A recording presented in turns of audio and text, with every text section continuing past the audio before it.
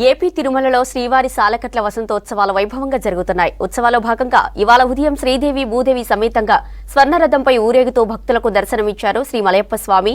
మాడవీధుల్లో గోవింద నామస్మరణతో దేవదేవుడిని దర్శించుకుని పులకించిపోయారు భక్తులు. స్వర్ణరథాన్ని లాగేందుకు భక్తులు పోటీపడ్డారు. కార్యక్రమంలో ఆలయ ఈవో ఏవి ధర్మారెడ్డి దంపతులు, ఆలయ డిప్యూటీ ఈవో శ్రీ లోకనాథం పాల్గొన్నారు.